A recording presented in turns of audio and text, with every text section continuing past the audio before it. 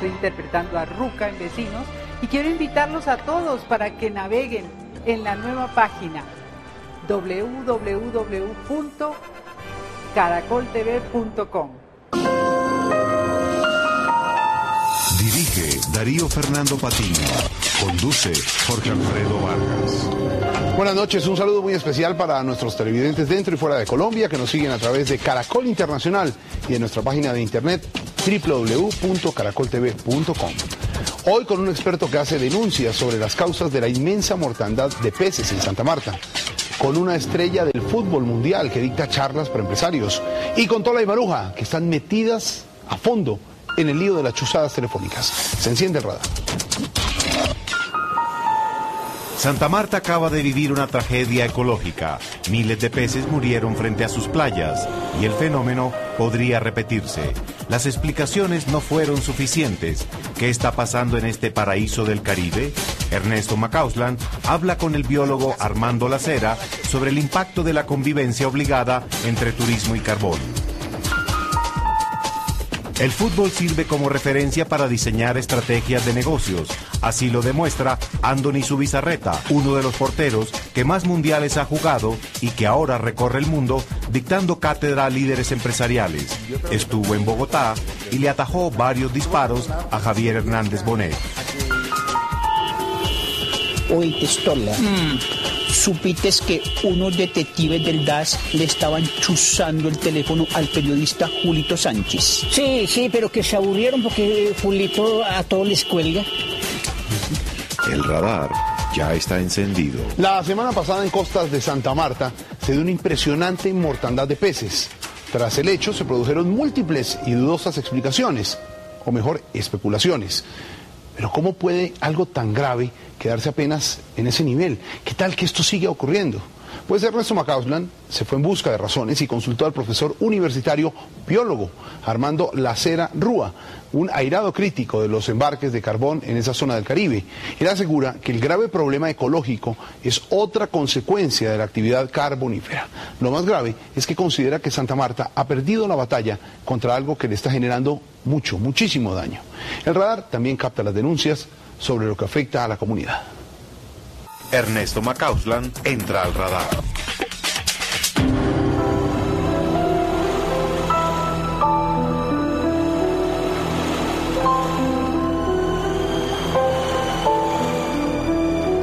Bueno, se habla mucho del carbón y se ha hablado mucho del carbón y el perjuicio que trae para las aguas en la zona de Santa Marta.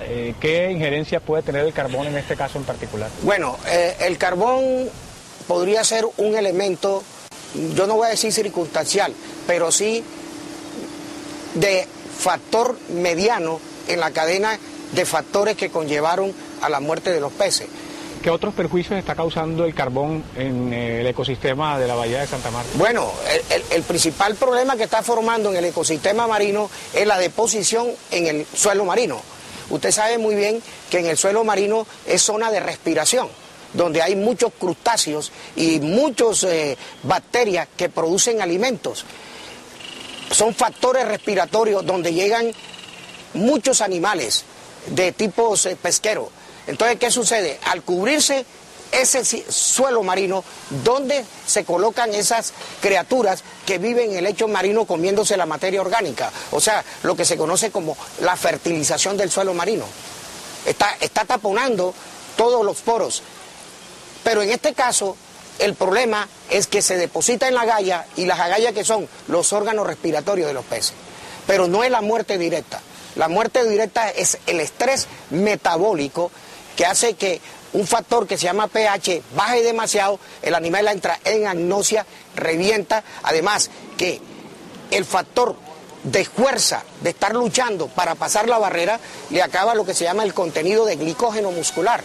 Ese pez entra en crisis y se muere. Además, hubo un aplastamiento, como cuando en un cuarto hay un pánico y la gente trata de salir por un lado y se aplasta a sí mismo. Ese fue un proceso de aplastamiento por falta de orientación. Esa falta de orientación puede ser causada tanto por la ola de frío, el consumo de carbón y que de pronto no encontraron un remanso en la rada de Taganga porque en este momento está colmatada con un caucho pegado en el fondo que se llama aceite crudo de palma africana. Fueron casi 3.000 toneladas que están en ese lecho marino. Profesor, hay dos clases de explotación que se están haciendo en este momento. Una en el puerto, que es explotación directa de los camiones a los barcos, y otra que se hace ya en el mar.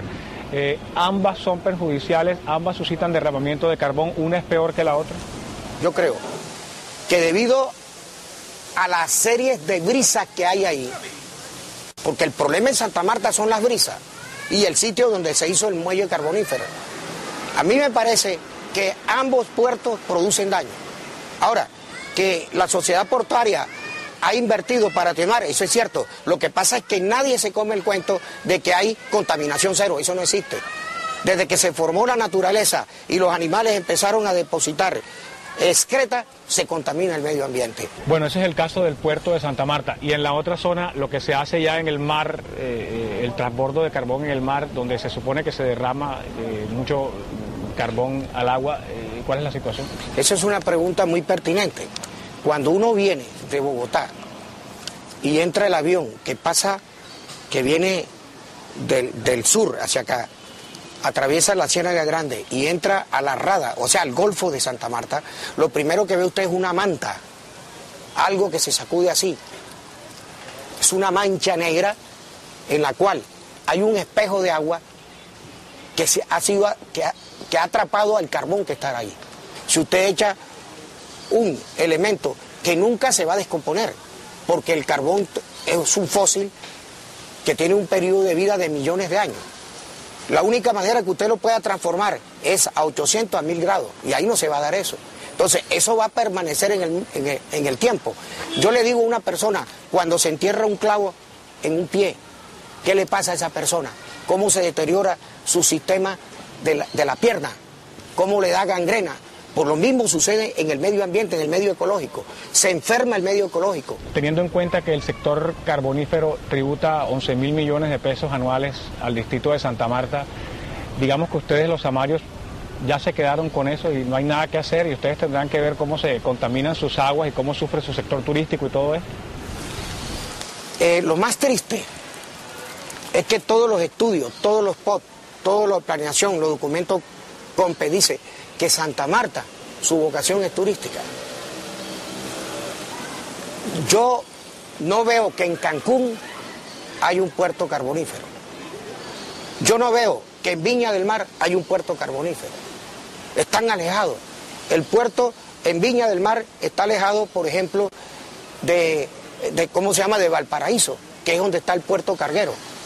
Es que han debido poner un solo puerto y no regar por los intereses económicos, llevar a un estado de deterioro la bahía. Pero ustedes ya perdieron esa batalla, los samarios. Si se agencia desde la presidencia de la República, con un régimen presidencialista donde la Constitución dice, al final decide el presidente, y el presidente él dice que hay que sacar todo ese carbón que está ahí. Se ha perdido la rada central de la bahía, y ahora se piensa todavía seguir entregándosela a los empresarios más de la bahía al sur, un poco, 210.000 metros para hacer una marina. Aquí estamos alejando a la gente de la rada citadina y queremos mandarlo para el rodadero y coger esto para industrializarlo. Son pocas las ciudades del mundo que tienen su rada en el centro de la ciudad. Profesor Armando Lacera, muchas gracias. Un placer tenerlo en el radar. Bienvenido. La pregunta es, ¿cuándo nos preocuparemos de verdad, en serio, del medio ambiente? El fútbol tiene mucha semejanza con la política, con los negocios, con la administración, en fin, con la vida misma. Igual que se planea un juego dentro de una cancha, se puede planear una estrategia empresarial. Alguien tiene que organizar, alguien tiene que ir al ataque y otros más tienen que cuidar que el competidor no se apodere del terreno propio. Unos pocos hombres que han conocido a fondo el fútbol, especialmente como jugadores, han sabido trasladar esa experiencia a otros campos. El argentino Jorge Valdano es uno de ellos. Y ahora también Andoni Zubizarreta, ¿se acuerdan? El famoso arquero de la selección española de fútbol en los mundiales del 86, del 90 y del 94.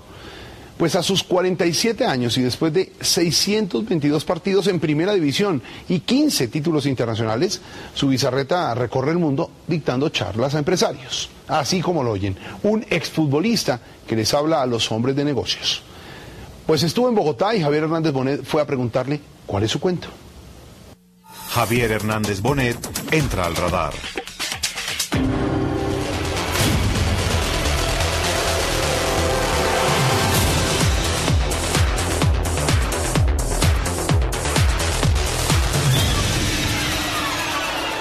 ¿Cómo se apoderó tan rápido de títulos del marco de la selección española para convertirse en uno de los arqueros que más mundiales ha jugado? Yo también me lo pregunto. Esa es una buena pregunta. Supongo que porque tuve buenos maestros, pues tuve a José Ángel Iríbar, que era mi ídolo y me ayudó mucho en el desarrollo, tuve a Javi Clemente, que era el entrenador del Atlético de Bilbao y que confió mucho en mí, porque tuve un equipo que también confió mucho en mí, y supongo porque yo también puso mucho de mi parte, ¿no? ¿Cómo fue trasladar toda esa experiencia a que llegue a impactar en todo el desarrollo y los éxitos de una empresa común y corriente, de una industria? Yo creo que precisamente por eso, porque el portero es el que más necesita del equipo para ganar. Un portero con una actuación memorable puede llevar a su equipo como mucho a empatar a 0. Y además porque el portero representa una transición entre lo que era un especialista meramente defensivo, que solo jugaba en la portería para parar, a todo aquello que es ya de ataque, el juego de ataque, por la participación que puede ser por un saque, por una incorporación, por un pase bien dado. Todo el partido, el desarrollo del juego. Tiene dos cosas curiosas el portero desde ahí, porque el portero básicamente ve las espaldas de sus compañeros, y eso en las empresas a veces también nos suele pasar, que nuestros compañeros los vemos, pero como hay tal movimiento, tampoco uno se permite mucho el estar cara a cara con ellos o tomarse un café tranquilamente, y a quien sí que ve la cara es siempre a los rivales, siempre a la competencia la tiene siempre viniendo de frente, y eso te enseña también mucho a que hay que observar también a lo que hacen los rivales para aprender de ellos y aplicarlos y mejorar lo tuyo, ¿no? Recientemente los cubanos sacaron una conclusión sobre Colombia porque no gana en eventos donde los deportes son colectivos. Tenemos boxeadores campeones del mundo, ciclistas en capacidad individual como Conchita Rodríguez, la hora del solo en la pista o 4.000 metros persecución individual que nos dio muchos éxitos, y así por el estilo podríamos hablar de levantadores de pesas y demás, pero dicen que somos muy poco solidarios. Los latinos generalmente solemos tener un cierto problema para trabajar colectivamente. Y yo creo que tiene bastante vinculación con que mezclamos, llevamos juntos en nuestra vida la parte profesional y la parte personal. El mundo anglosajón, la parte profesional y la personal la separa de forma clara. Yo me voy a devolver un poquitico al fútbol. Usted hizo parte de un Barcelona fabuloso, el de Johan Cruyff, el del famoso fútbol de pasillos. ¿Les costó mucho montar ese concepto en el que si se equivocaba el delantero podría repercutir en el puesto de Zubizarreta, que era el arquero? Sí, nos costó.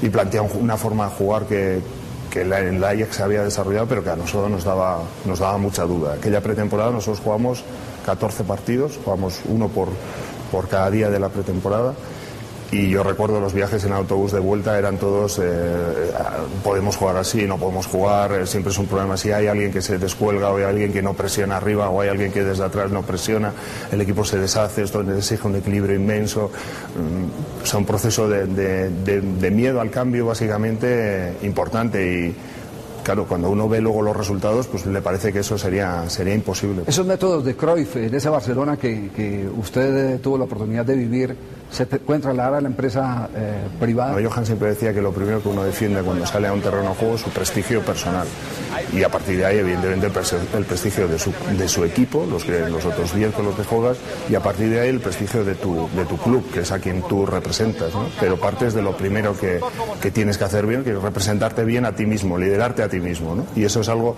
que es absolutamente trasladable al mundo de la empresa. Uno tiene que hacer bien su trabajo liderándose a sí mismo a partir de las cosas, porque a veces los partidos solemos decir muchas veces que se pierden por los pequeños detalles, ¿no? Y los pequeños detalles exigen una concentración muy grande. ¿Y cómo hacían ustedes para involucrar a Romario en esa responsabilidad? Romario como tan tranquilo, tan fresco. Sí, seguramente Romario no hubiese podido llegar al Barça del año 88-89, en su inicio, pero en el Barça ya del año 95, que era un equipo ya muy construido, ya con unas normas de trabajo muy claras, sí, porque además era incorporar un personaje excepcional, un jugador maravilloso y un tipo en lo personal muy tímido, y que hacía mucha vida por sí mismo. Entonces meterlo a la vida del equipo no fue difícil. La verdad es que porque él vio que además eso era bueno, básicamente porque era bueno para él, ¿no? Usted vivió muchas crisis porque 15 años, más de 622 partidos de primera división, representa muchas alegrías pero también muchas decepciones. Sí. ¿Cómo superar la crisis desde el punto de vista de su experiencia como futbolista que se vive hoy en el mundo? La crisis económica, ¿cómo atenderla desde lo personal pero también desde lo corporativo? Yo creo que una de las experiencias que te enseña el deporte es precisamente que uno de los 622 partidos no los gana todos. Tiene que tener conciencia de su propia realidad de ser humano, es decir, no hay nadie que lo ganó todo siempre, o sea, no existe. A partir de ahí, entender que hay partidos mejores, partidos peores, épocas mejores y épocas peores, ¿no? Pero también yo creo que es importante el que nosotros sepamos cuáles han sido nuestras fortalezas en los momentos brillantes. A veces cuando un equipo gana no se suele reflexionar sobre ello. Cuando la economía ha ido muy bien parece que todos nos unimos a ese carro y avanzamos sin pensar exactamente por qué, ¿no? Parece que nos lleva. Y yo creo que es bueno hacer una reflexión hacia adentro de qué nos hacía fuertes en aquel momento, cuáles eran nuestros verdaderos valores, nuestro verdadero poder en ese momento en la competición. Y en este momento de dificultad, pues saber que eso es nuestro punto inicial. Es posible que igual eso haya que trasladarlo y haya que moverlo. Me matarían, no me perdonarían mis amigos del fútbol que yo no le preguntara a usted por futbolistas colombianos. ¿En su carrera enfrentó muchos? Recuerdo la época del Valladolid, ¿no? Donde estaba el Pacho Maturana, hizo una enorme labor en el Valladolid, todo el mundo además que ha jugado con él y estuvo con él habla maravillas, y en aquella época pues estaba Lionel Álvarez, estaba Valderrama, luego llegó Higuita, en esa época cuando más. Luego sí es verdad que no ha habido muchos jugadores colombianos en la Liga Española, ¿no? ¿Higuita era loco o genio? No lo sé, la verdad es que ayer todavía veía su famoso escorpión en Wembley, y hay que tener mucho atrevimiento para hacer ese tipo de cosas. Esas son las soluciones innovadoras que nadie se atrevería a poner en el juego ni a la empresa porque parece que el riesgo es excesivo con respecto a lo que puedes ganar, pero también es verdad que me imagino que los jugadores ingleses debieron quedar con su moral destrozada cuando ves que un portero se puede permitir el lujo de hacer una cosa como esa, ¿no? Entonces en ese juego, que a veces es también la competición de psicología, esas cosas de Higuita pues tenían esa parte de bien y de mal, ¿no? No se me olvida tampoco la jugada en el Mundial de Italia cuando salió hasta el medio campo, perdió la pelota, pero los genios suelen tener ese tipo de cosas, ¿no? Antoni, ¿quién es en todos los tiempos el mejor arquero del mundo? Para mí José Ángel Iríbar. Pero ahí estoy mediatizado por Iríbar, que fue portero del Atleti de los años 60-70, histórico, también en la selección española. Era mi ídolo, y entonces claro, a partir de ahí me resulta difícil, ahí se me va el corazón y tapa algunas cosas. Yo creo que fue un portero con una dimensión enorme. ¿Y hoy quién es el mejor arquero? Hoy yo tengo una terna ahí entre Iker Casillas, a quien puedo colocar el 1,1, Buffon y Peter Cech. Yo creo que ahí si se pudiese, ahora que hay tantas capacidades técnicas, se pudiese clonar un portero en la mezcla de los tres, yo creo que tendríamos al portero perfecto. ¿Cristiano Ronaldo o Messi? Messi. ¿Pelé o Maradona? Para mí Maradona, porque es con quien he jugado y le he visto hacer cosas que no he visto hacer a nadie. Antoni, un placer haberlo tenido acá. Espero que no sea la última visita a Colombia. Quisiéramos que toda esa sabiduría que dan tantos años de fútbol, tantos éxitos, tantos campeonatos conseguidos, se pudieran revertir, porque hay una teoría de algunos técnicos en el fútbol de hoy. Por ejemplo, el del Junior de Barranquilla, Julio Comesaña, se acaba de reforzar con 5 jugadores que fueron campeones. Dice que es la única manera de poder volver a llegar a un título, porque el ganador se acostumbra y lucha por seguir ganando. Bueno, es una teoría. Nosotros con el Athletic Club lo ganamos con un equipo muy jovencito y en una liga que ya estaba bastante llena de extranjeros. A veces el hambre de ganar también motiva a la gente. Yo creo que seguramente en la mezcla, en el punto, suele estar un poco ahí el punto exacto, pero esa es la labor de los grandes cocineros y también de los grandes entrenadores, ¿no? Muchas gracias, muy amable por acompañarnos en el radar. Muchas gracias a ustedes. Gran portero Zubizarreta. Veremos también sus conferencias. Y dejamos la ecología, el fútbol y los negocios para recibir a unas señoras que no juegan, pero que sí saben meter goles. Ya llegan las muy queridas Tola y Maruja. Tola y Maruja entran al radar. Señoras, ¿cómo van? Este caracol sí está más lejos que la trásfuga maruja de Tola. ¿Qué la qué? Trásfuga. ¿Qué es eso? ¿Qué le pasa, doña Tola? Que la carajada Tola, ¿ah? ¿Qué pasó? Todo el camino haciendo mala cara y echando vainas. Deja de ser cínica, quería que vos sabés por qué. ¿Vos sabés por qué? ¿Qué pasó, señora? Porque figúrate que ayer me llamaron del DAS para ofrecerme una grabación de una chuzada al teléfono aquí de doña Maruja. ¿De una No. ¿También estaban chuzados? Me chuzaron el teléfono. ¿Por qué no me habías contado? Hacete la boba que te quedas así, querida. ¿Y cómo te parece, Jorge, que en ese casete aquí doña Trásfuga... Doña. habla mal de mí? No. Yo hablando mal de vos. Sí. Tola, por Dios, yo solo de vos hablo maravillas. ¿Cómo no? Es que yo tengo pruebas. Aquí traje. ¿Qué trae ahí, doña Tola? Tengo pruebas de... Sí. Aquí traigo la grabación. De Maruja hablando mal de mí con Fulvia. ¿Con Fulvia? Con Fulvia. Fulvia es una amiga común. Es que yo aquí tengo las pruebas. Oiga. Sí, Fulvia. Tola es muy amarrada, muy perecida. Ay, Tola no da ni del cuerpo. Esa no es la voz mía. Eso debe ser un imitador. Tal vez Díaz Salamandra que está desocupado. Que no es la voz tuya. Ay, mijita, espera. Yo adelanto el cassette y verá que aquí, por aquí más adelante se oye mejor. ¿Qué vas? Pero yo lo adelanto. Adelántalo en la grabadora. No, eso come mucha pila. Claro. Es que aquí está, es que yo ando con pruebas. Es muy buena esa grabadora, ¿no? Oiga. Y viera, Fulvia, cómo raja de voz esa narizona. No están hablando de mí. No están hablando de mí. Es la voz mía, pero nosotros estamos hablando de otra narizona, de la senadora Cecilia López. Ay, oye, ¿cómo no? Ay, Jorge, ve, mejor vámonos a comerciales que me están dando una rabia. Sí, tranquila, tómese una horita y ya volvemos. Y la única narizona en este país, donde me deja a la senadora Marta Lucía Ramírez, o a la historiadora Diana Uribe. Señoras, cálmense, vamos a comerciales a ver cómo resolvemos el... No, hablando de Marta Lucía Ramírez, a la senadora también le estaban chuzando. ¿A la senadora? Le estaban chuzando el teléfono, pero tuvieron que parar de chuzar por falta de presupuesto. Ella estaba tragando todos los casetes. Bueno, señora, ya regresamos con Tola y Maruja en el radar. Tranquilas, tómense una agüita. No, pues eso se puede... Sí, Jorge, es que mi mejor amiga. No, tranquila, no la usa mucho con pila. La grabadora sí, yo la coge de todo. Coge hasta el radar. ¿Sí? Ay, alcanza. Me parece el colmo que los del DAS te hayan vendido ese casete, ¿Por qué no me lo vendieron a mí primero? Yo tenía la primera opción.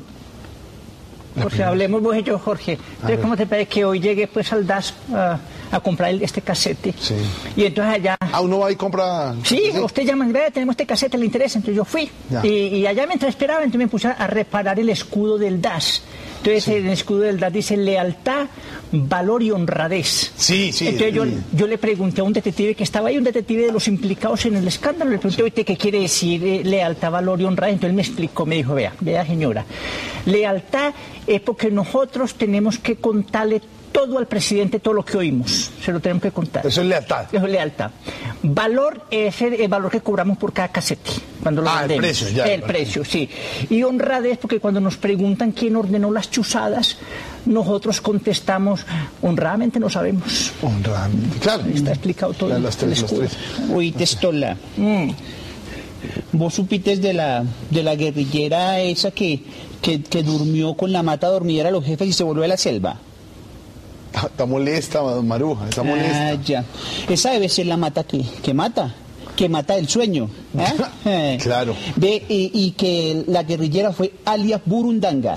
¿Alias Burundanga? Y que menos mal en la selva no hay cajeros electrónicos, o si no le hubiera dado a los jefes paseo millonario. No, pues me con la clave. Claro. Doña Tola. Bueno, no hay risas grabadas para poner, Jorge. Háblele. El DAS también grabó risas. Oiga, grabó risas. ¿Cómo no? Ay, ahí? No, pero tranquilo. Se me ha olvidado contarte. Del DAS me llamaron que tenían 3 cassettes tuyos hablando mal de mí. ¿Sí? Sí, que me los van a vender en estos días. Eso es un montaje, boba, no pare bolas. Ahora sí que... Ay, no. Ay, señoras, les tengo frase. A propósito. Se las digo sí, para que se vayan de amigas, ¿sí? No van a empezar a sacar cassette y cassette. No, ya. No pare bolas. Les tengo frase del día, de Oscar Wilde. A propósito. Hoy en día, los espías no sirven para nada. Se han quebrado sin cometido. Los periódicos se encargan de hacer el trabajo. Eso lo dijo Oscar Wilde. Porque se han chuzado mucho a los periodistas, a Julio Sánchez, sí, a Félix de Bedú. Sí. Félix de Bedú es que le chuzaron tanto el teléfono que se lo dejaron como un colador. No, ya no sirve para nada. Bueno, señoras, gracias. Traten de arreglarse para el jueves. ¿Sí? Vamos a ver. Sí, entiendan. Adiós. Gracias a ustedes, muchas gracias. Los casetes que los mismos. Sí.